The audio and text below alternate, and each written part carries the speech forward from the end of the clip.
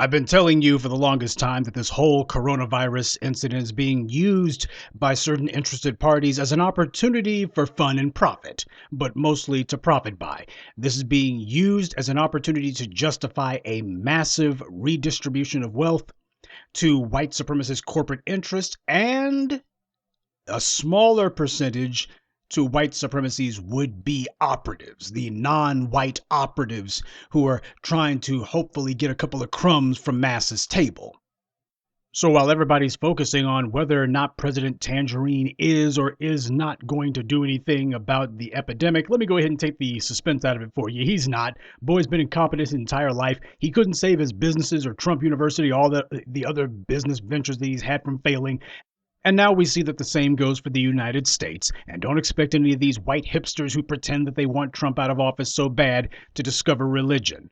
As I'm going to explain to you later on in this video essay, those white hipsters, they've been working hand in hand with the agenda of anti-black racism that has been unfolding aggressively against us for the last 10 years or so.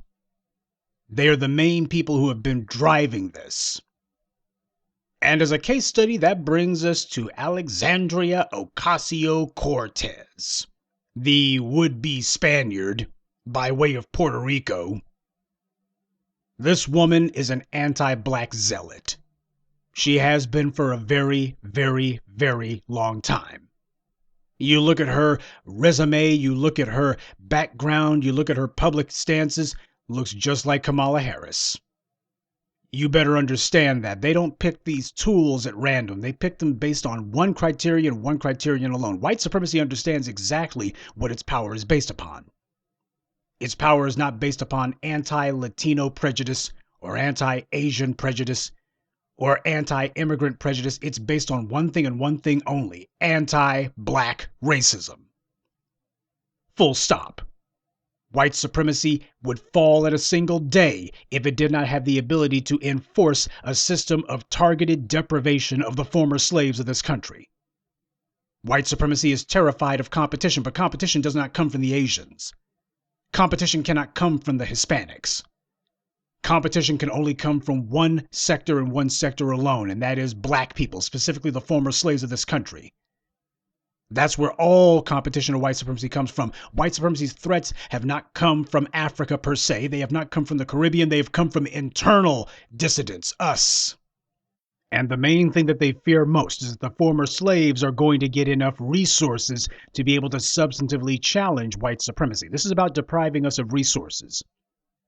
Because when we have resources, we're going to be changing a whole lot of things. See, the Jesse Jacksons and the Andrew Youngs and the rest of the fakers, frauds, and phonies who have been selling all kinds of snake oil that white supremacy told them to sell. These guys will not have any sort of following if a critical mass of black people with their heads on straight have enough resources to inflict their will. This is what Jason Black has been talking about for the longest time, where he said, I'm not afraid of small numbers, so long as those numbers are powerful and brought enough resources to inflict their will. A number of you have dropped mentions in my Twitter feed about Alexandria Ocasio-Cortez and her latest half-baked, half-wit stunt where she's trying to figure out how to redefine reparations as being for Hispanics, because that's what she's about. She's trying to redefine reparations as being, well, reparations means a lot of things to a lot of people. Yeah, but Hispanics are the only ones she seems to bring up. Tariq tweeted about this on his Twitter feed, and I reposted that because it was very important that people understand that this Ocasio-Cortez woman, she is the unabashed open enemy of black people in America. And notice who it is who's given her a platform to go ahead and push the lie that, oh, this is about black people. You see as one of these old Negroes, one of these civil rights retreads, one of these dinosaurs, these fossils from a bygone era. One of the black baby boomers who couldn't see this one coming. And here old Al Sharpton is. I guess he hasn't gotten enough crumbs from MSNBC, and he's going to sit here and pull the same scam. Yeah, but he got that preacher man hustle going. Just like that dumb bastard preacher down in Alabama who decided to let his church be used as a backdrop for Mike the Bigot Bloomberg. But you see who it is who's trying to put her on and trying to lend some air of legitimacy. This is the white media with their black bootlicks doing the same old tricks, running the same old plays over and over again. This woman is a white supremacist sock puppet and apparently proud of it. She's a tool of white supremacy. It's excruciatingly obvious. The white media supports her to the hilt because of that reason. That's the reason why they made a superstar out of her. Oh, they could have a dozen scandals against her, but they're not trying to scandalize her because she is conducive to the interest of white supremacy. In fact, the political rise of tools like Alexandria Ocasio-Cortez is undeniably the result of white power, and the white media itself freely admits to that. The New York Times itself admitted that the political narrative that Alexandria Cortez and her sock puppets on the left have been putting out, that she rose to power on some wave of Latino populism, the New York Times itself posted an article saying that that was largely false. This is the New York Times, the white supremacist paper of record, that was saying this. If anyone should have been celebrating Alexandria Cortez as being some sort of firebrand whose rise was inevitably the result of some sort of populist wave, it should have been them. You would think that they would be the main ones pushing it, but they're not. At least they accidentally or incidentally posted what the reality is. This is white power reminding Cortez and Latinos who's really in charge.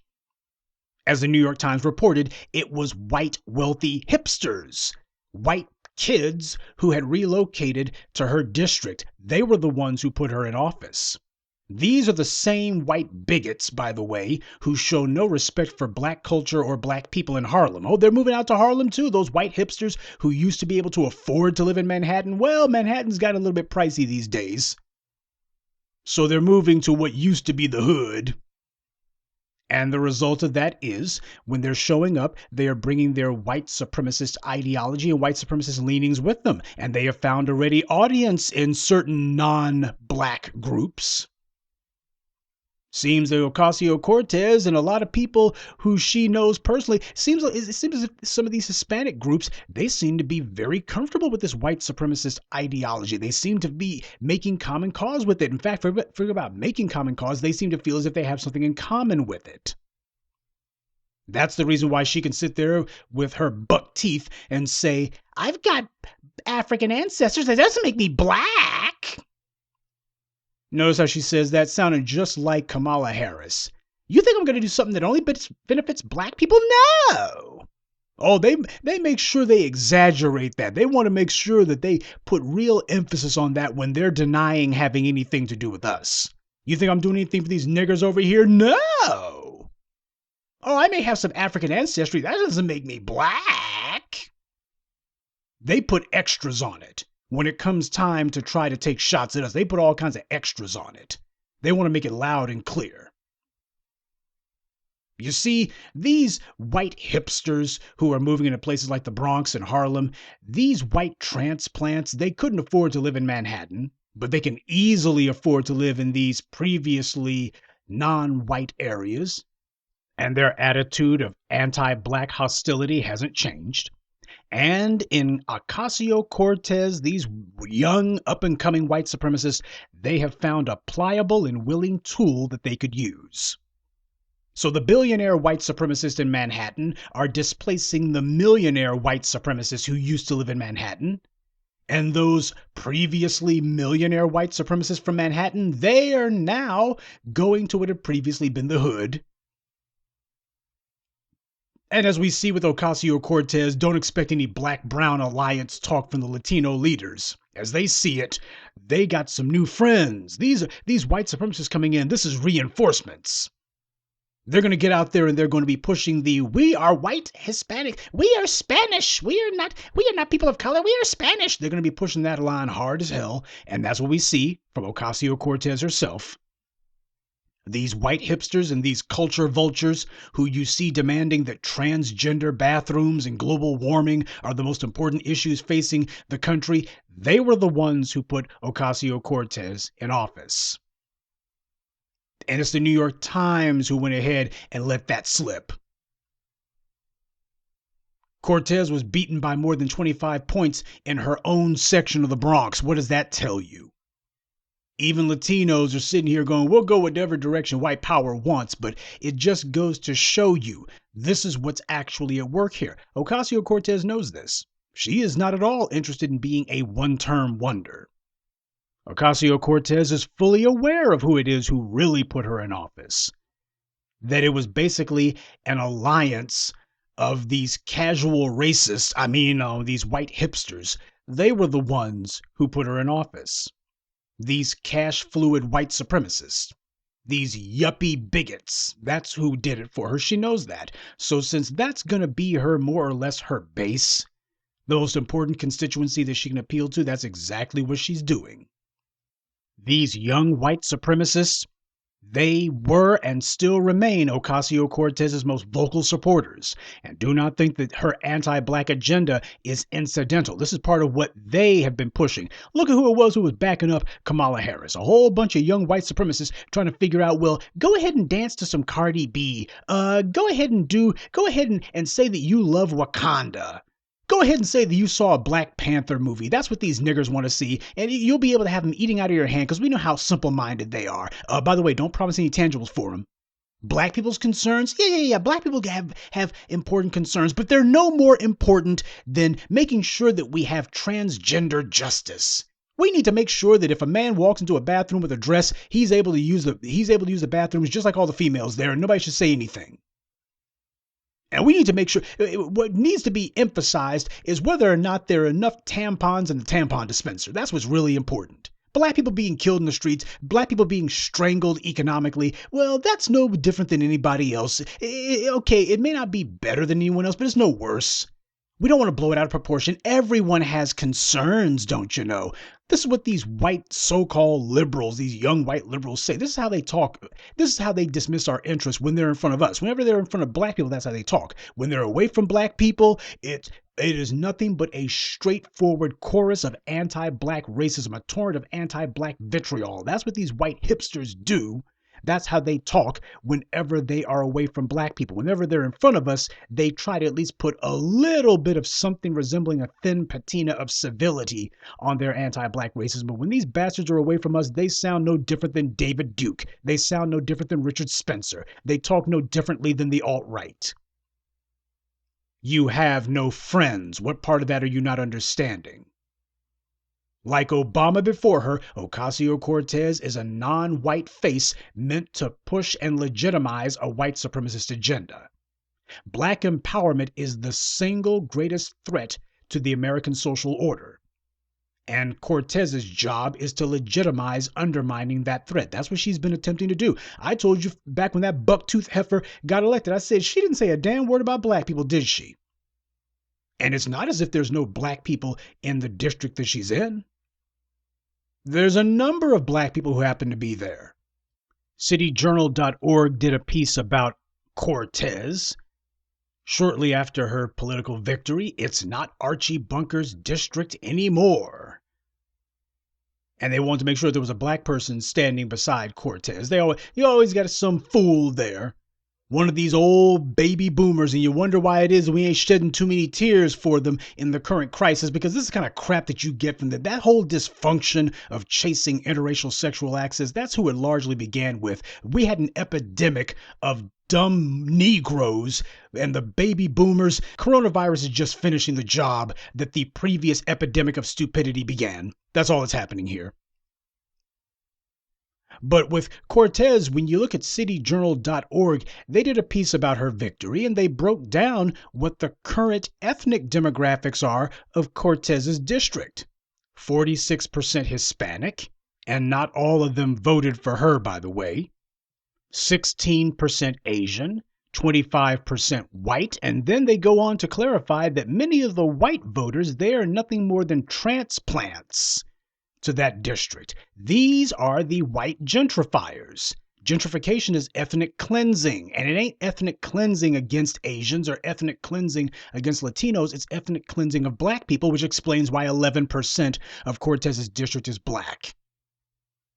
Now, why is it that the woman who wouldn't even be able to run for office were it not for the political gains that black people brought about, if nothing else, she should be pointing out, wait a minute, I owe a historical debt to black people if nothing else. And I got to make sure that they're taken care of. I wouldn't be where I am today if it were not for them. And hey, 11% of my constituency happens to be black. 1 out of 10 people in my district happen to be black. Now, she'll be concerned about Muslims at least once every blue moon, who are nowhere near 10% of her district's population. She'll be concerned about that. But black people, she could not give black people a buy your leave. She has done everything she can to not mention black people, and that's deliberate. She's sending a message with that. This is who Ocasio-Cortez is.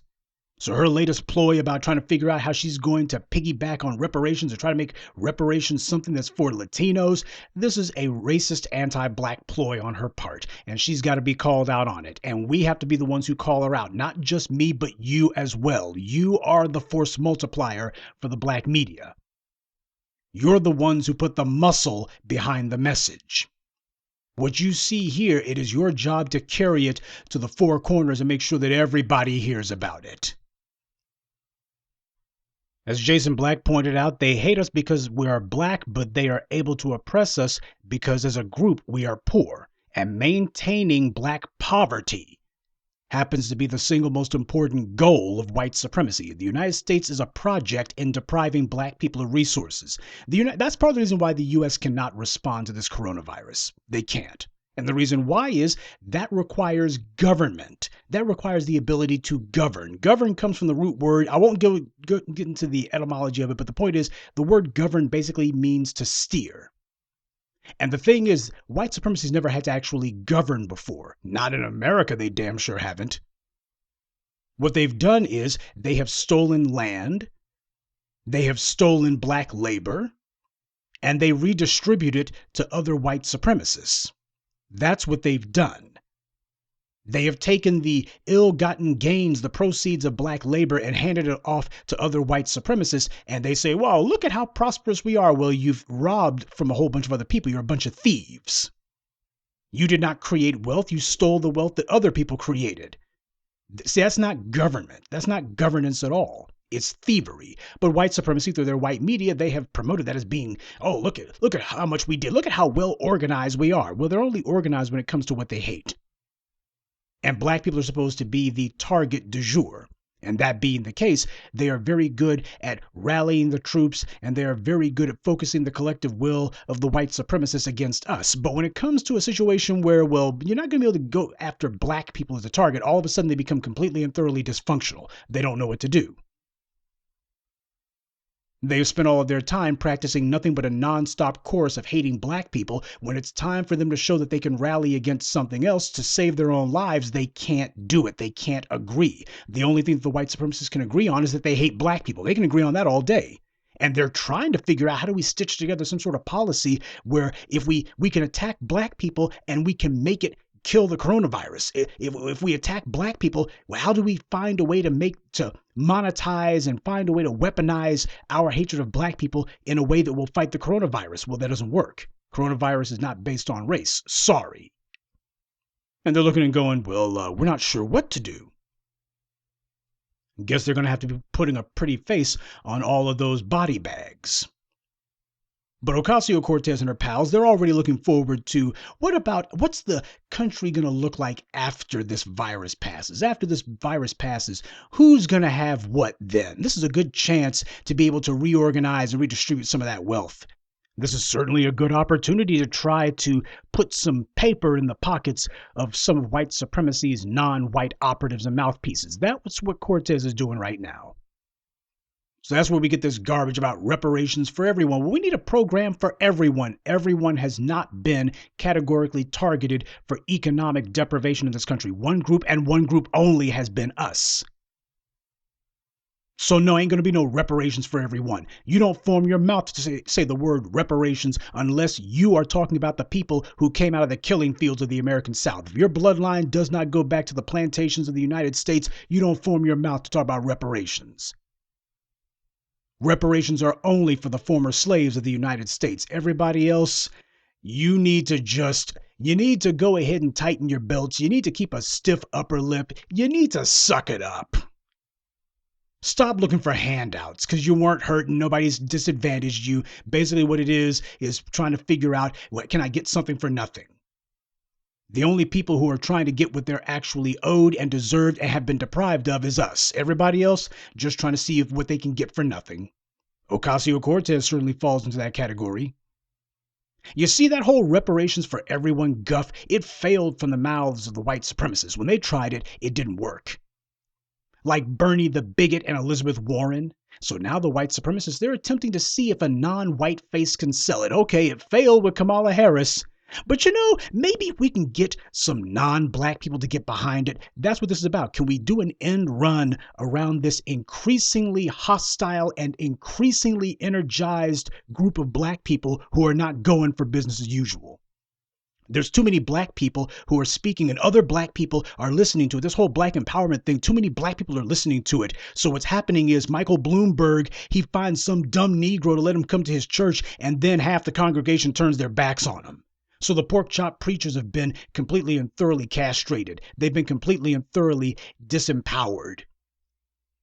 Yeah, Pastor Pork Chop, these pulpit pimps, they're not able to get the Negroes to sit there politely and be a nice little black backdrop for this or that white supremacist stand in front of and say, see, I've got all this black support. And while the white media was saying that Michael Bloomberg had all this white support, just a couple of days later, they said, he ain't got no black support. He's done. He's finished. He's dropping out. What does that tell you? It's a lie. They know that it's a lie. They know that black people, a lot more black people than they're willing to admit to. They're terrified to admit to what the real numbers of black people are who are on board with black empowerment. They're terrified of it. So they're trying to figure out, can we find some non-white faces who will get them off of it? And if that fails, can we find some non-white faces who will try to give rise to some sort of counter lever? That's what they see these immigrant groups, Asians, Latinos, and such, these other non-black groups. White supremacy sees them as being a potential demographic and political counter lever to this growing, burgeoning black agenda. They see them as being a counterweight against us, and that's what they're attempting to do. They're trying to leverage these other non-black groups as being a counterweight against us. Okay, we couldn't find any black folks who would get the Negroes to get off this black empowerment thing. We couldn't find any Negroes who would mislead the former slaves. So we'll see if we can rally these other groups. Notice how that's their strategy. The same way the Democrats have tried to stitch together some half-baked voter coalition made up of all of these oddball screw-up groups. They're trying the same thing with the issue of reparations. Trying to figure out if they can put together some Frankenstein monster of an amalgamation and say, well, we got all these non-black groups who they're demanding reparations, and that's more important than anything these Negroes have to say. These black people, they need to get in line. Their concern is no more important than everyone else's, and that's the reason why the Negroes shouldn't get anything. Everybody else should. Yeah, because our concern's no less important, no more important. It's the same as everyone else, but everyone else is going to get reparations. We're not. The hell they will. First it was gay reparations. Then you had Grace Ming, who, by the way, is a congresswoman from New York, just like Cortez is. So Grace Ming, she was demanding a bailout, but specifically for Asian businesses. And yet you see that white power, rather than telling her, we can't do something that's only going to benefit Asians, they instead said, well, you know what? You can get the check, but we also need to make sure that everybody who's a white businessman gets a check. Corporate America needs to get a check. So what started off as a demand for Asian bailout bill, instead of telling those Asian businesses you need to go to a bank, if you really are financially viable, then you shouldn't have too much of a problem finding a bank who's willing to float you a loan. Because after all, this, as we've had President Tangerine point out, this is all going to blow over in a couple of months. So you just need somebody to tide you over for a couple of months. Great. In that case, then you should be fine in a couple of months, right? Wrong. The Asian businesses are terrified that this is going to be a seismic shift. They're terrified that what little prosperity the Asians imagine to themselves that they've been able to get, it hasn't been totally on their own. They have largely been the beneficiaries of white supremacy handing them resources, and because you had a lot of black folks who were willing to overlook the Asians' anti-black racism and do business with them anyway. But now what they're concerned about is that this might be the new normal. Asians are not better business people than anyone else. It's just a matter of they preach that, oh, everybody should come to my store and everybody should buy from me. But when they get around each other, it's like, well, there's a reason why we don't buy from anyone else. It's just our culture, you see. And what they're terrified of is that everybody's going to start exercising that exact same ethos with them. That everybody is going to be treating them the way that they've been doing business with everyone else. Oh, Asians can come and buy from me, but I'm sorry, it's just our culture. We don't go to other people's businesses, other meaning you. That's what their big concern is. It's certainly Grace Ming's big concern. So she was banging the drum saying Asian businesses need to be floated a bailout. And now you have Ocasio-Cortez, who has now dropped all pretense that she would include blacks in her reparations fraud, this con job that she's running. Now she's just saying immigrants and Latinos. So she's going ahead and dropping all pretense. Oh, this ain't about no black folks. So I'm trusting by now that you see the definite pattern that's formed. Not so long ago, reparations used to be a dirty word. Nobody was going to say reparations. Black politicians wouldn't say it. Hell, you had so-called black activists who wouldn't bring up reparations, not whenever they were around white company, they wouldn't bring it up.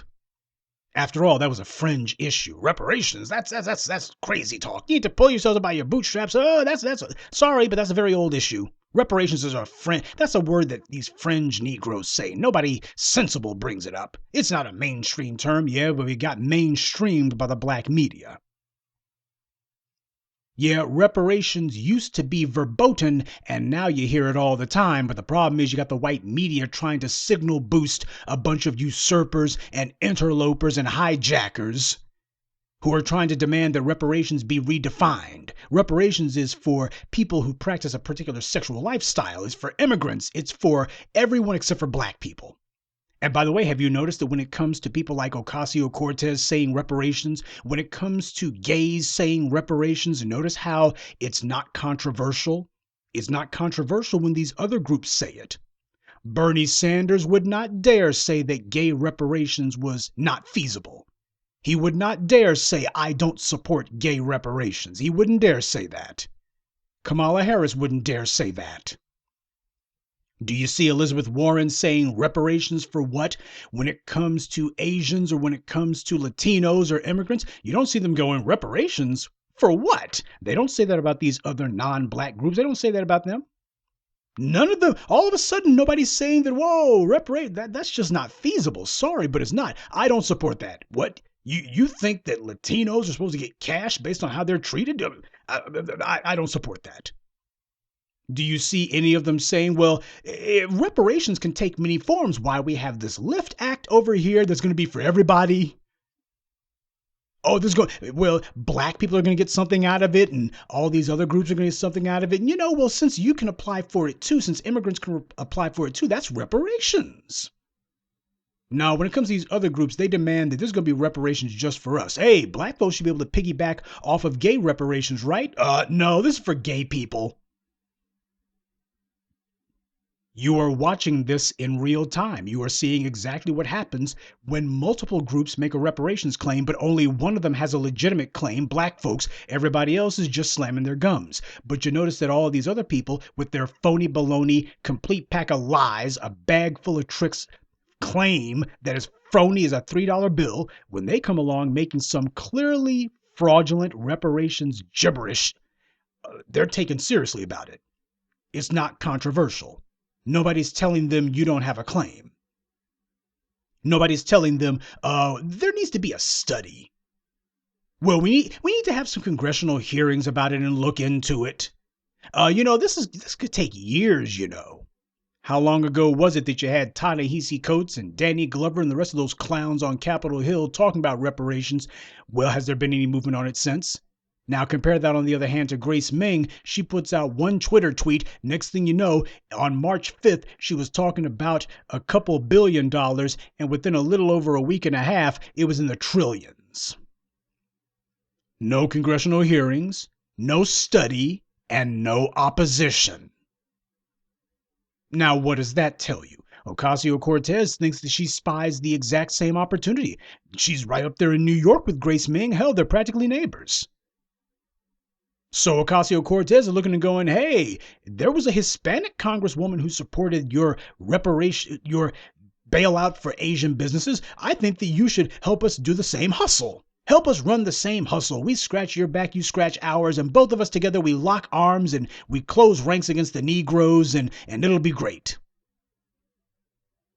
You see how much these so-called non-black politicians, how much their aims and their rhetoric and their political positions mirror that of the most strident Republican racist?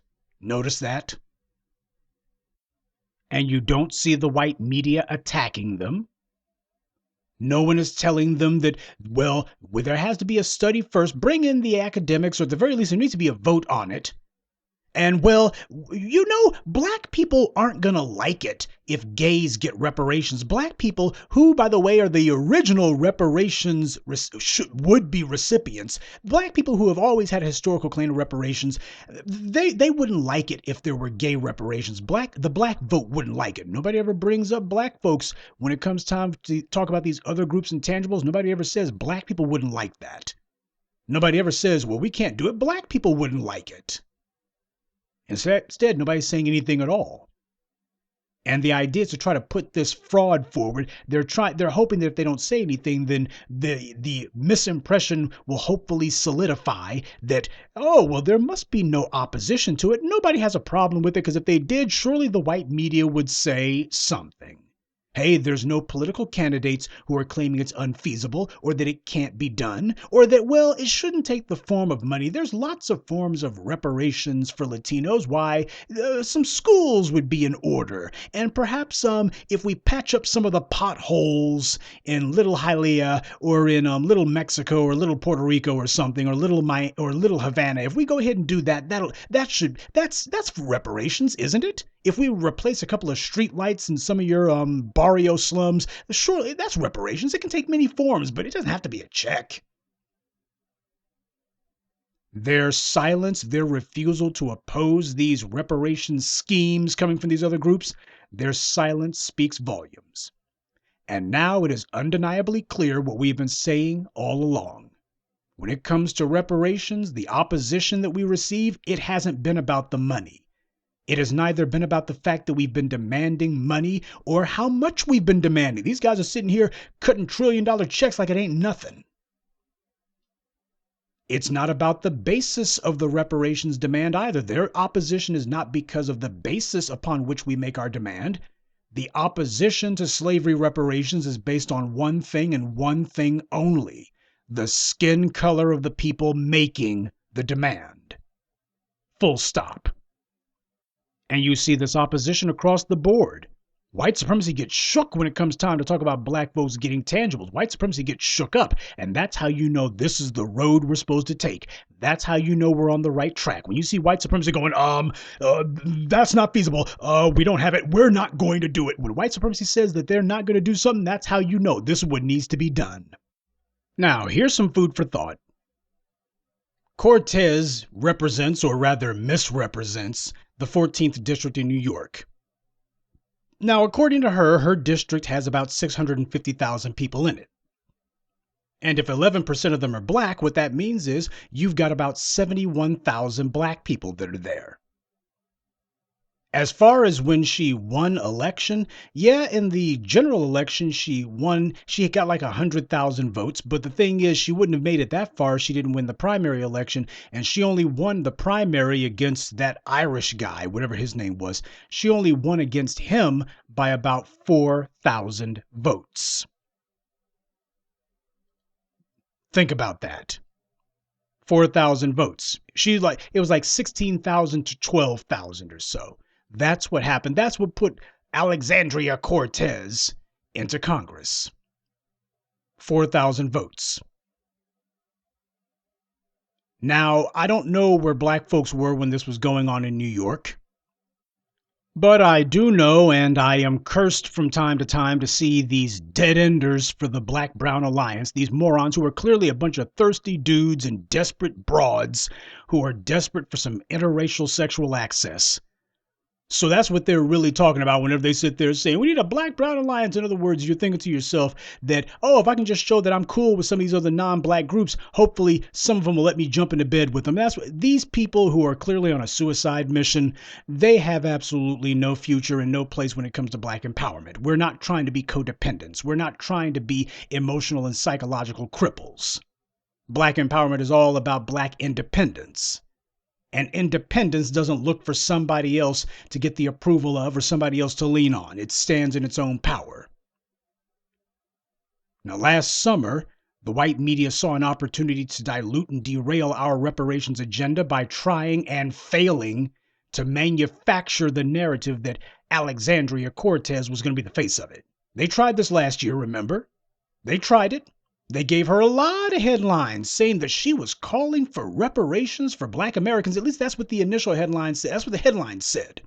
The headline said that Ocasio-Cortez, because of all this reparations talk, they saw the white media and the white powers that be were forced to put on that charade, that fraud, that con on Capitol Hill, where they had a couple of burnouts and a couple of black tools of white supremacy pretend to be talking about reparations. And when Cortez saw that, she was like, well, you're not going to be giving black people anything at all. And I got to bang the drum because you can't be giving black people anything. I got to talk about reparations. And then the white media said, oh, she's talking about reparations for black people. And as soon as you read the article, it immediately says she's talking about reparations for immigrants, Latinos, hunchbacks, and everybody else. If there's any money left over, then there can be money for Native Americans and handicapped people. And if after you've taken care of the immigrants, hunchbacks, Latinos, Native Americans, handicapped people, and the Gandhi dancers, and every non-black barber in town, if you've taken care of them, if there's any pennies left over, maybe black Americans might get a couple of those pennies, but only if they're select Negroes. You damn sure ain't going to be doing any sort of blanket reparations for black people as a group. After all, we dare not change the status quo. This is all about maintaining the status quo. If you give reparations to Latinos, that doesn't change anything. You could give $1 million reparations to Latinos each. It would change nothing. White supremacy would look and go, that's fine. These guys have been carrying water for white supremacy, so that's fine. You do it for the Asians, that doesn't change anything. It does not affect white supremacy's power. Dr. John Henry Clark talked about that. If you're going to be making a demand of white supremacy, you better make sure that whatever you are targeting is something that will cost white supremacy its power. Reparations for these non-black groups, by whatever name they try to call themselves, whatever label they try to give to their constituency, that does not undermine white supremacy's power. It doesn't require white supremacy to give up anything. You got individuals who have been acting as de facto members of white supremacy, so reparations for them changes nothing when it comes to white supremacy's interests. That's why white supremacy can afford to be a tad bit charitable with them, because it knows that these guys are not going to tear down white supremacy. They're looking for a place under white supremacy. We are looking to undermine white supremacy. Ocasio-Cortez, this two-bit buck-toothed scumbag, she's on a jihad against black people. This is a long-term strategy for her. This ain't just one and done. Before it's all over, you will see Alexandria Cortez reveal herself to be every bit as much a vicious and vocal enemy of black people as Steve King or any other right-wing mouthpiece on Capitol Hill. Before it's all over, you'll see her doing that mess.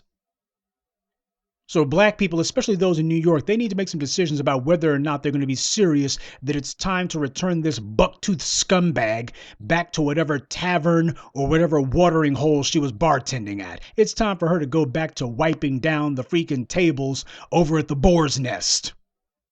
I've been telling you for the longest time that black empowerment will not come into its own until we actually demonstrate that we can exercise control over and punish the white supremacists. We have already demonstrated on a few occasions that we can punish some of these supposedly half-black operatives for white supremacy. We have shown that we can cut off and otherwise be able to do in the old dead black media mouthpieces. We can go ahead and relegate them to obscurity. We've shown that we can do that. We have shown that we can lead the charge to punish Michael Bloomberg. And we need to continue doing so. They need to see that when they're dealing with this black agenda, you're dealing with some serious business here. And if you attempt to try to undermine the black agenda, if you attempt to try to hijack what is for us and steal what is ours, then what's going to happen is you'll be held to account for it. You will be punished for that. You'll be punished at the polls. You'll be punished at the ballot box. You're going to be punished at the cash register across the board. We have to demonstrate that we can punish them. And that's what's happened. That's what Michael Bloomberg got. He got punishment. That's what Kamala Harris got. She got punishment. And this Alexandria Cortez clown and all the other fools who are trying to help white supremacy to redefine reparations, that's what they're ultimately doing. The idea is, well, we're not going to be talking about that black reparation stuff anymore. We're going to try to flood the zone with as much immigrant reparations talk, as much gibberish about gay reparations. We're going to talk about, if anybody else says reparations, we're going to give that wall-to-wall coverage. We'll talk about that 24/7. We'll make sure that everybody hears about that. And what about black reparations? What about it? That's old. That's old hat. I'm afraid that's done. We've already, I'm afraid that's not going anywhere. So we don't need, after all, everybody's concerns are exactly the same. And if we go ahead and put a few $1,000,000 per Asian into their pockets, well, that's going to benefit black people too. And if we take care of Latinos and gays and hunchbacks and take care of handicaps and Native Americans and everybody else, well, I'm sure that will trickle down to black people. Everybody else will be benefited too. Yeah, the same kind of pathetic, clearly lying talking points that you heard from Kamala Harris, you'll be hearing the same garbage from Cortez before it's all said and done, if enough pressure is put on her. But the thing is, when people call themselves trying to do stuff like what she's doing, we have to demonstrate that we can punish Cortez for this. You show that you can run that scumbag out of office, or at the very least show her that she can be punished. Show her that politically she's going to pay a huge price for this. That she just touched the third rail of politics, and that is you cross the black agenda. When you do that, you better watch out, because the ballot box is going to be where you get hit. You're going to get crushed on election day. White supremacy is fully aware that we stand at a tipping point.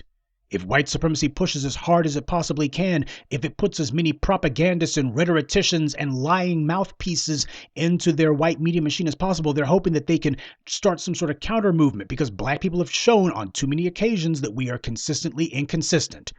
We dig in our heels, but after about 5 minutes, half of us become bored. The other half are going, how much longer is it going to be? White supremacy is seeing that we have shown in too many occasions that we do not have the persistence to get what it is that we want. Now, the black media has shown that we can keep black folks on their square, but they're wondering, well, is that going to fall apart? Well, how much longer can they keep doing this? How much longer can they keep this up? They are testing our resolve. And we damn sure better not fail at this point. This is a strategy that Alexandria Cortez is pushing, and we see that she's got some help. She's not going to be giving up on this. For too long, we have allowed every other group to be able to just cheerfully, and we just welcome them piggybacking off of us and to claim that they suffered as much as us when they have suffered nothing at all. No immigrant deserves anything, damn sure not no reparations, because they chose to come here. Practically all the Latinos in the U.S. are immigrants, including Alexandria Cortez. They chose to come here. And choices have consequences. You don't want anyone telling you that you're not entitled to whatever crumbs and whatever goodies white supremacy's handed you for coming here. You also don't get to complain about whatever punishment white supremacy is doled out for you coming here. You got to take the good with the bad. Tell them grow up and shut up. Better yet, grow up, shut up, and sit down. That's the only thing Alexandria Cortez should hear from black people. The same way that black folks were standing up and turning their backs on Bloomberg, there should be black folks who go to wherever Cortez shows up at, and they should stand front and center, and as soon as she starts to open up her bucktooth mouth, they immediately turn their backs to make it very clear. You have run afoul of the black agenda, you've run afoul of the former slaves, and it's time for you to pay. You see, these other non-black groups like the Latinos, they saw the way that black people were being treated. They saw the lynchings. In fact, you go ahead and you read some history books and read some historical accounts. There were Latinos who took part in those lynchings. Many of those lynchings, Latinos helped to lead the charge for. And they don't get to turn around now and pretend that they had no idea that America was racist. Up until now, what they thought was they were on the team. That's what they thought. Latinos figure that they can have it both ways. They can claim to be white Hispanics when it suits them, And then they can try to finesse some extras for themselves by claiming that, well, now we're minorities, people of color. So when white supremacy when they seem to be thinking that white supremacy is not attacking them or that there's some goodies to be had under white supremacy, then they're white Hispanics and oh, we're just as American as the day is long and we make common cause with the whites. They start dropping all the little phrases and they start trying to talk in terms that they think that the white supremacists will be able to relate to say, oh, why when you white supremacists were busy enslaving these Negroes, we were there with you. Remember, the Hispanics were right there with you. We were supporting slavery too. You know, the black people, they couldn't come find safe harbor with us. We turned them in. Heck, some of our ancestors had these people as slaves, and we were on the side too. Every time white supremacy went somewhere to enforce its sick, demented will on the world, the Latinos were there with you. My grandfather was part of such and such. And then when white supremacy makes it clear, okay, we've humored you little Spanish-speaking mulattoes long enough. We're all in this together. We are minorities. We are people of color, Dr. King said. They're trying to have it both ways. They're running a con and they're wondering if anybody will fall for it. And what they're finding is, the former slaves, there's some voices who have wised the former slaves up and are keeping the former slaves disciplined on this point. Okay, well, we're going to rally together some group of immigrants and gays and such. We're going to see if we can get them as a counterweight. If we can't get black people to fight against their own interests, we'll see if we can rally as many non-black faces as possible. Hey, we didn't let all these non-white immigrants in for nothing. We did it as a political and demographic counterweight to black empowerment, and it's time for that counterweight to be leveraged. Hence Alexandria Cortez and Grace Meng and Kamala Harris. Alexandria Cortez is the avowed, unabashed enemy of black Americans. She is every bit as much an anti-black racist as Donald Trump or David Duke or Richard Spencer. She has as much contempt for the black community as the worst of the alt-right racists.